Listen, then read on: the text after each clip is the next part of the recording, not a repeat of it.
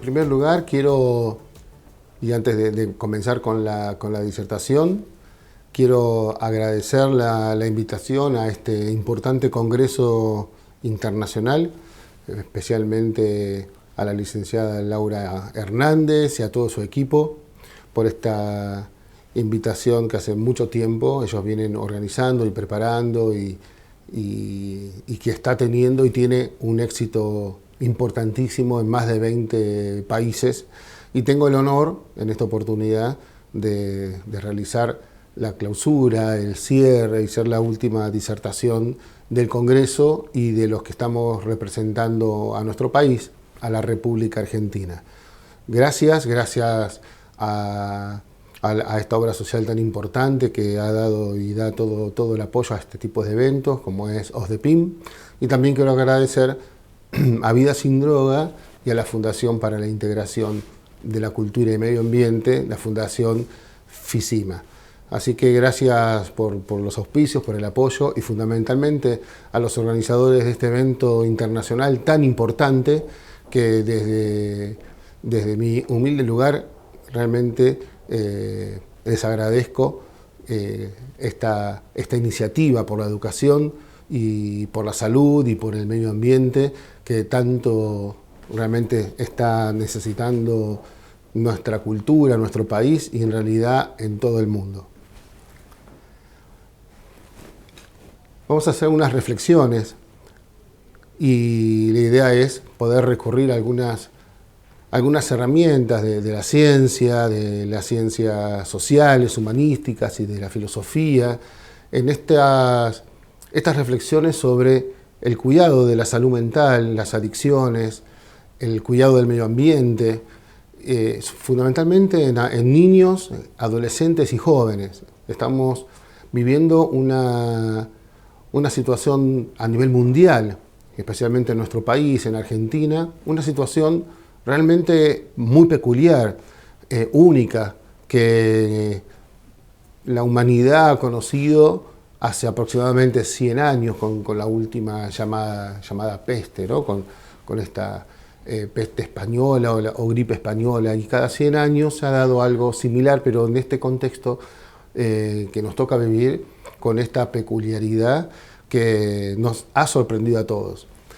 ¿Y por qué reflexiones? Porque me parece importante, quiero brindar herramientas para que podamos hacer prevención, para que podamos cuidarnos y poder ir preparándonos para lo que viene, para un momento ya post-pandemia, un momento post-cuarentena. En algunos lugares, sobre todo de Europa, hay rebrotes y ya se está hablando de una segunda oleada. Todavía en Argentina y en América Latina no ha llegado, estaríamos en principio en una primera oleada, estamos con una cuarentena muy prolongada y esto nos ha traído cambios en la vida social, familiar, laboral, ha entrado en crisis las economías de la mayoría de los países y esto ha modificado la rutina diaria, la rutina de los jóvenes, de los niños, de las familias. Podemos hablar de que hay un antes y un después. Y me parece importante que podamos reflexionar sobre todo utilizando alguna herramienta de la filosofía y algo que nos sirva para la vida. Y si bien hay pensadores presocráticos, ¿no? Los que están anteriores a Sócrates y a la filosofía griega, sobre todo con Sócrates mismo, Platón y Aristóteles, o algunos racionalistas o empiristas, como Hume, Comte, etc. Me parece importante tomar algún elemento más de una filosofía fundamentalmente existencialista. También está el idealismo alemán, ¿no? con Hegel, Kant, Schiller, etc.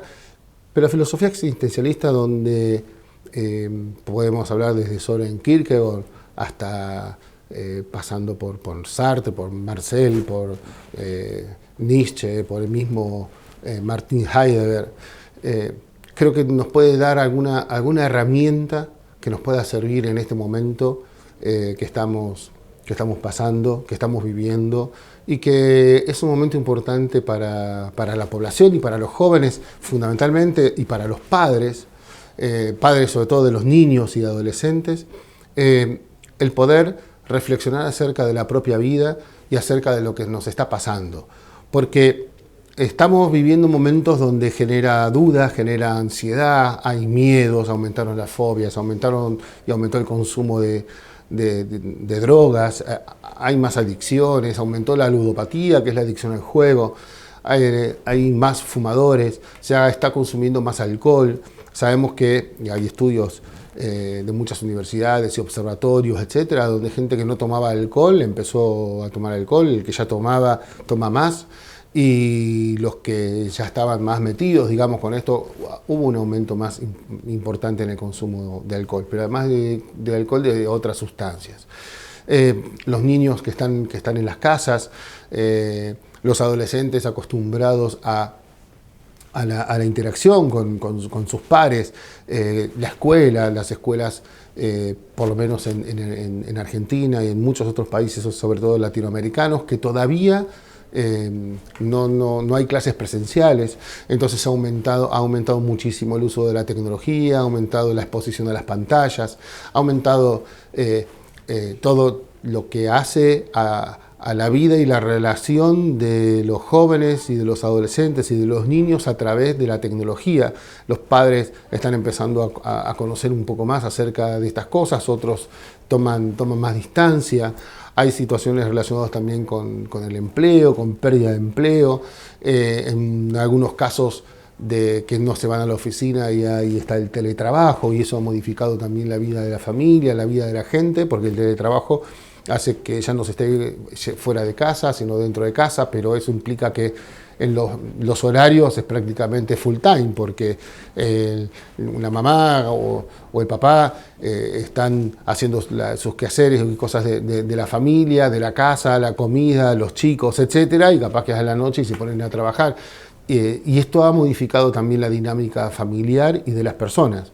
También ahí, mencionaba recién, hay dudas, hay incertidumbre, hay miedos, que ha aumentado las fobias por la enfermedad, por miedo a enfermarse, por gente conocida de algunas personas que se enfermaron, por el excesivo consumo de la información acerca de enfermos y de muertes, que todo el tiempo, la sobreexposición que tenemos por los informativos, los noticiosos, los noticieros y los medios de comunicación social, que están todo el tiempo sobreinformando acerca de esto, y genera también muertes cercanas, muertes de familiares, de conocidos.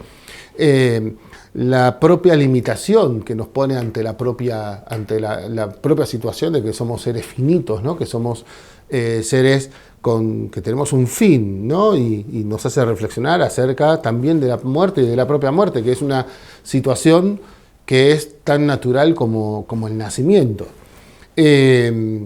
Aunque hay todos movimientos ahora de gente que quieren ir en contra de los nacimientos, pero no me quiero meter, que no sería algo demasiado natural, que no me quiero meter ahora en un tema que es para otra disertación.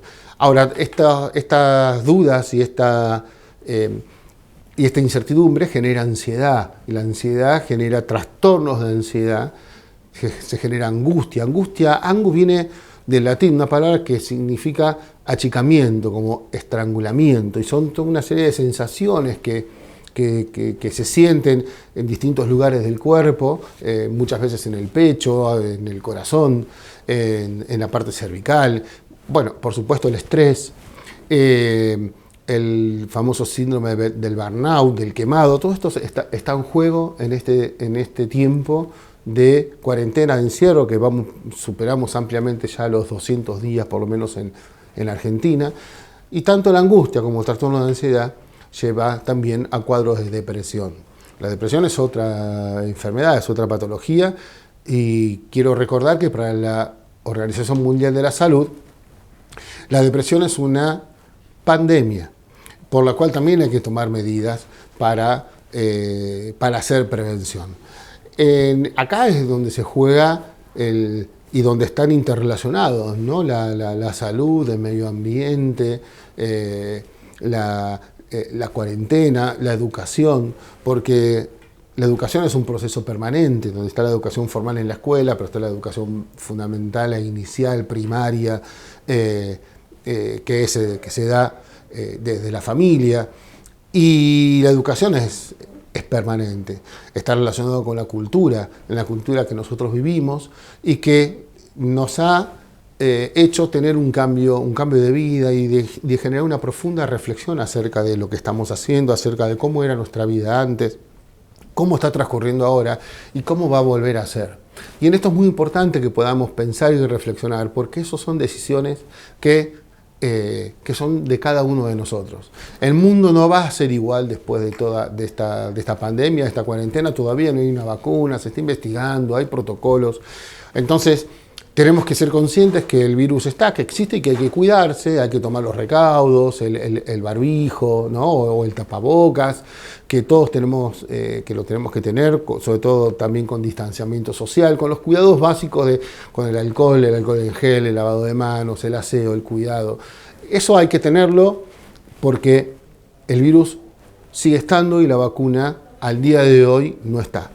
Pero por otro lado, no hay que entrar en pánico. Tenemos que tener cuidado, tenemos que cuidarnos, tenemos que cuidar a nuestros hijos, cuidar a los, sobre todo si son menores. Y es importante tener una serie como de pasos, ¿no? Para empezar a reflexionar y a cuidarnos. Y acerca de esto, quiero detenerme un poquito como para poder pensar dónde estamos parados y cómo podemos mejorar nuestra calidad de vida, pudiendo utilizar esto que estamos viviendo, que lo estamos viviendo y lo primero y lo mejor y lo que hay que hacer es aceptarlo, hay que adaptarse a esta nueva realidad, pero además tenemos que ir tomando decisiones acerca de lo que esta realidad nos impone. En esto me parece fundamental y recomiendo la lectura del Papa Francisco, que han sacado sus últimas dos encíclicas. Una, la Laudato Si. Ustedes saben que las encíclicas de los papas tienen el nombre de las primeras letras de cómo empieza. Generalmente se escriben en latín. Entonces, Laudato Si es alabado seas, ¿no? Utiliza el Papa Francisco una frase de San Francisco de Asís. La Laudato Si habla fundamentalmente del cuidado de la casa común, que es el cuidado de nuestro planeta, de nuestro hábitat, de donde estamos, de donde nosotros es nuestra casa común de toda la humanidad y toda la creación. Y es muy importante el cuidado del medio ambiente, la ecología, la interrelación entre la ecología, el medio ambiente y la empresa y las decisiones políticas y el transporte y empezar a utilizar energías que sean saludables. Todo esto es fundamental y esta encíclica Laudato Si da un encuadre para toda la humanidad y fundamentalmente para los líderes del mundo, que son los que toman decisiones, que debería ser casi como un libro de cabecera. Ahora, este cuidado de la casa común, ¿no? En el cual tenemos también en común por el hecho de ser creados no solamente como personas, como seres humanos, como hombres y mujeres, sino también con el resto de la creación. Y entre eso, la Madre Tierra, ¿no? Como dicen en el norte del país, la Pachamama, nuestra Madre Tierra, que es esta casa común en la cual todos habitamos y que si la contaminamos, nos intoxicamos. Es como contaminar nuestra propia casa y liberar el gas y respiramos eso y nos vamos a contaminar. Bueno, lo mismo sucede con nuestro planeta, que es el que nos da la posibilidad de vivir y de respirar, de tomar agua y agua saludable y limpia y respirar aire puro. Y eso es un compromiso que tenemos que tener como comunidad humana, porque eso está relacionado con el cambio climático, con la suba de las temperaturas, con los hielos que se van derritiendo, las aguas que van subiendo y este cambio climático haciendo algunos lugares más con más humedad, con más calor, y esto que produce fenómenos también climáticos que termina perjudicando a la propia humanidad, que es en definitiva la que ha generado todas estas cosas. También podemos hablar de la tala de los bosques, los animales, los peces, las ballenas, los pingüinos, etc. Creo que hay que tener conciencia sobre la contaminación del aire, lo que es el cuidado de la casa común. La Laudato Si, muy conocida, pero también está esta otra encíclica, sacada hace muy poquito. El Papa Francisco la proclamó el día 4 de octubre, el día de San Francisco de Asís, en Asís, y sacó al mundo esta nueva encíclica que es Fratelli Tutti, todos hermanos, sería la traducción en latín. Y recuerden, ¿no? Las primeras 2 o 3 palabras de una encíclica es la que le da el nombre.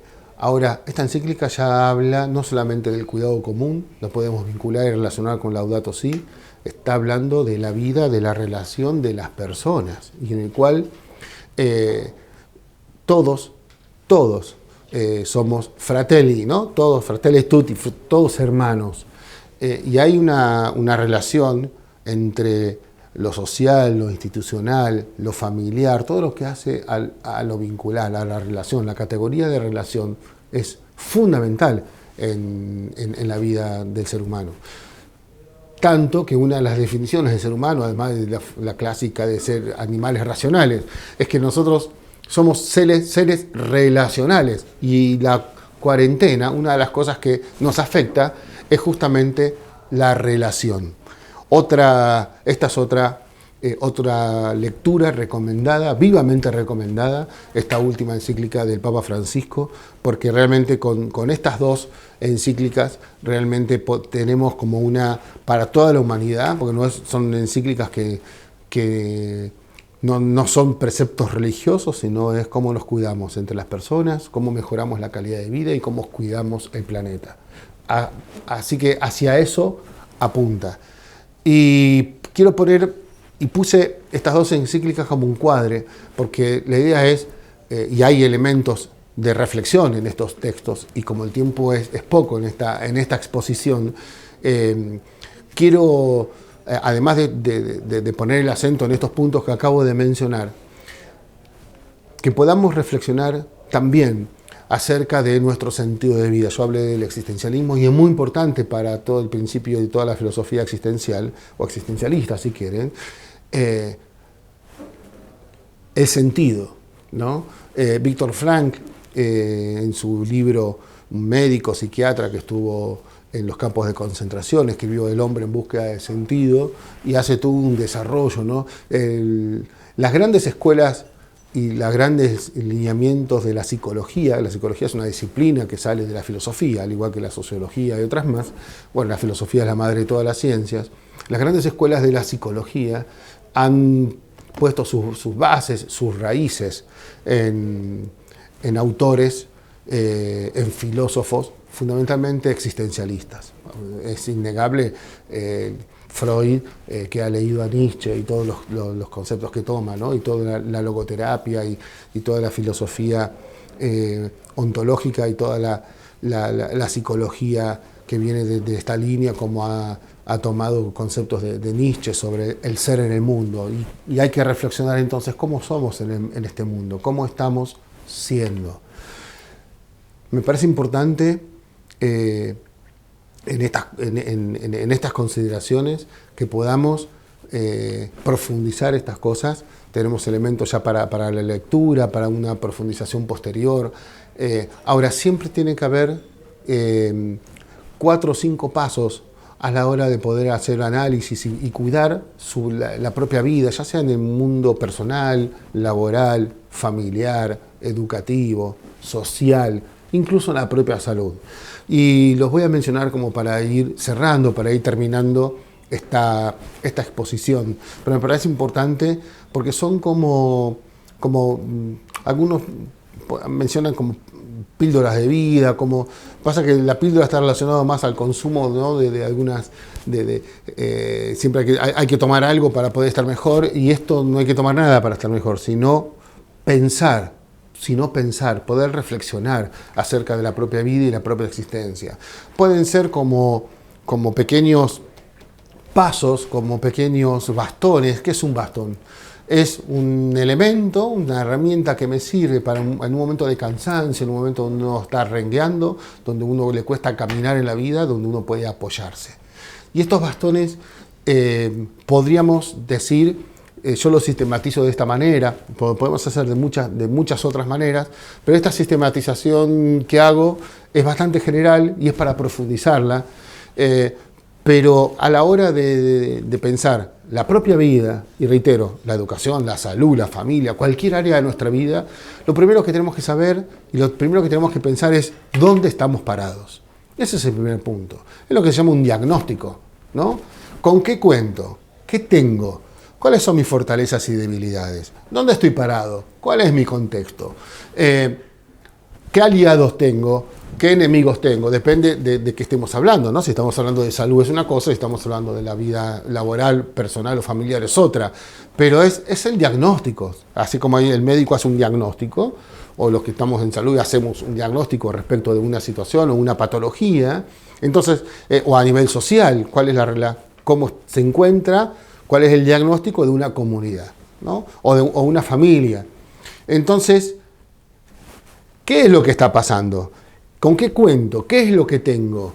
¿Cómo estoy? Eso es el primer paso, el diagnóstico. El segundo paso, el segundo bastón, ¿no?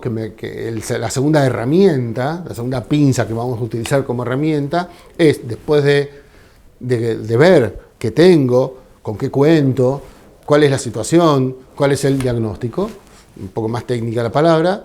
El segundo paso es aceptarlo.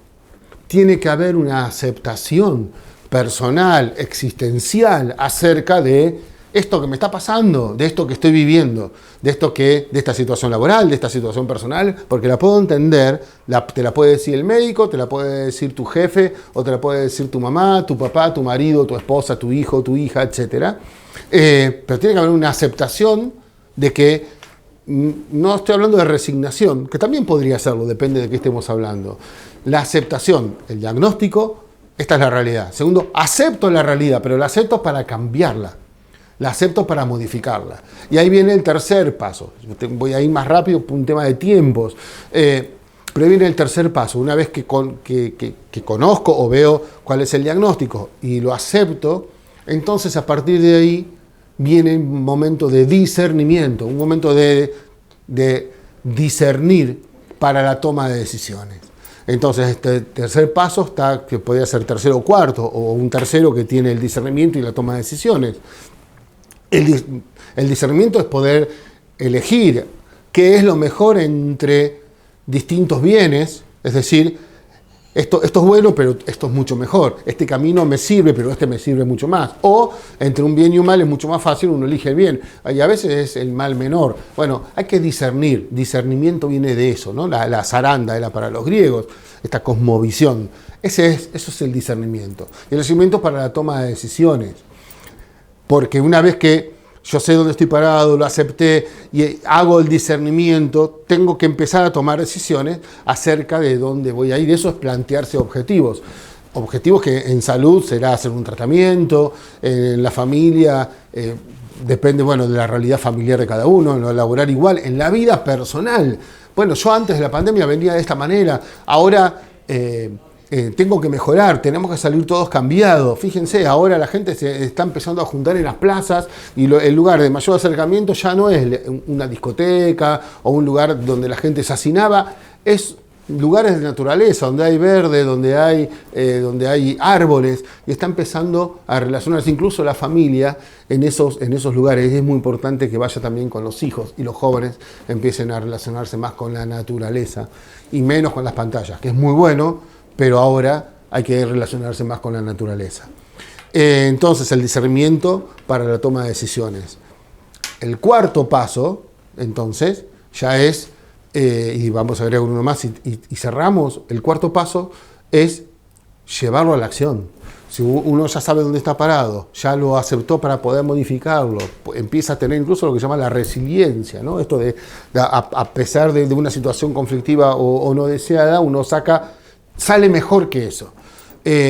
Hizo el discernimiento, tomó decisiones, y lo llevo a la acción.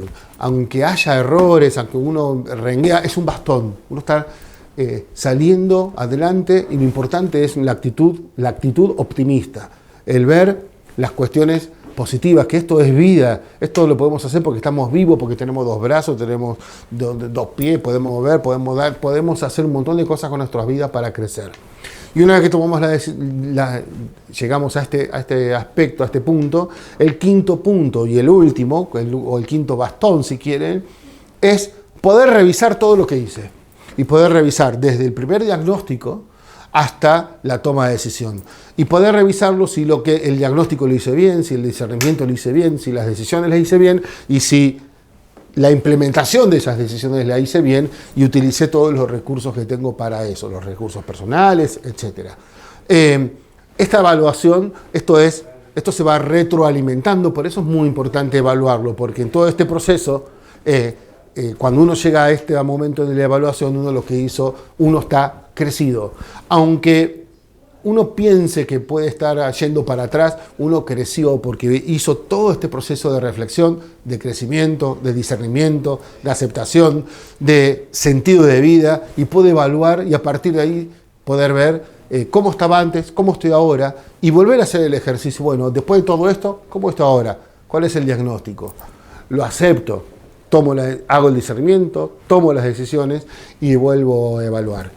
Estas son herramientas fundamentales, básicas, bien existenciales, bien concretas, que nos pueden ayudar en este momento donde podemos tener un poco más de tiempo y donde podemos ordenarnos, estar en familia, empezar a tener, en este momento incluso a vincularnos desde lo personal, no sobreinformarnos porque eso no es lo más sano, con un cuidado de la salud, teniendo actividad física, pudiendo hacer ejercicios respiratorios que son muy sanos, cuidarse con las comidas y lo vincular, lo relacionar. Empezar a relacionarse con aquellas personas que uno hace mucho tiempo que no ve. Con todo esto es como un gran combo de cosas que voy mencionando. Son cosas que van a ir modificando nuestra propia existencia para tener una mejor calidad de vida y en definitiva para poder ser felices, cuidar el entorno, cuidar a la madre tierra, cuidar la casa común, nuestra propia vida, nuestra propia salud y, por supuesto, nuestros seres queridos, las personas, mi prójimo es mi próximo, el que está cercano a mí, mi familia, mis amigos, mis afectos. Si cada uno de nosotros podemos tomar este camino, todos vamos a estar en el camino de la libertad, de la paz y de la felicidad. Bueno, espero que haya servido y les agradezco esta posibilidad. Muchas gracias.